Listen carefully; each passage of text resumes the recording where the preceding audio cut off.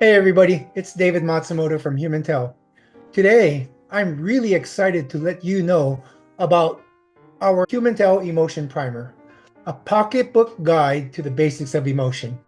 It's a little book that we put together that summarizes and describes some of the major points about emotions, especially about the basic emotions that we talk about in our work and that we've studied and written about for decades. It starts with a little introduction, and then it's got 7 sections, each dealing with an important aspect about what makes emotions special. So for example, the first section defines an emotion from our perspective. Now, this is so important because in my experience, most debates and arguments about emotion occur because of differences in people's definitions of emotion. And I think it's always important to let people know what our definition of emotion is.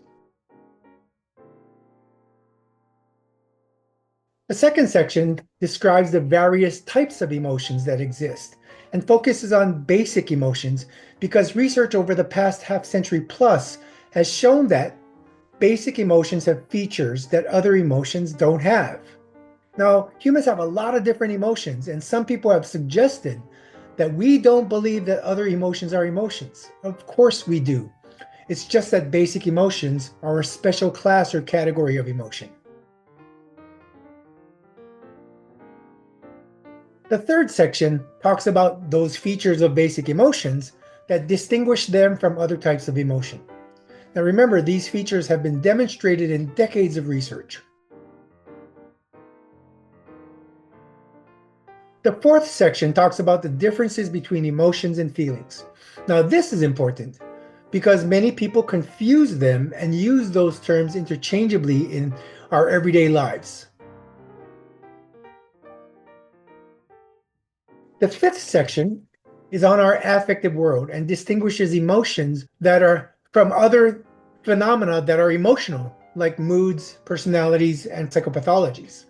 Now, this is also important because many of us don't distinguish between emotions and those other affective phenomena.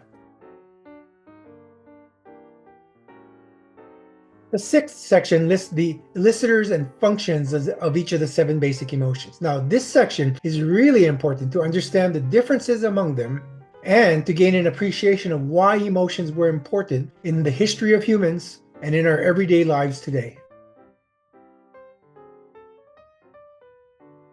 And then the 7th section has examples of each of the 7 universal facial expressions of emotion, along with a summary listing of the points that are mentioned in the other sections. So then at the end of it all, there's a QR code that you can also scan, and that leads you to a place on our website where we have all kinds of additional readings, blogs, and videos about emotions that we've done in the past. This section should round out this primer well with additional insights and examples. So if you put it all together, there's a lot of information about emotions that starts with this little primer and then points us in many, many different directions. In the end, our primer is not a novel or a long and boring scientific treatise, but it does have very quick descriptions of the most important aspects of emotions.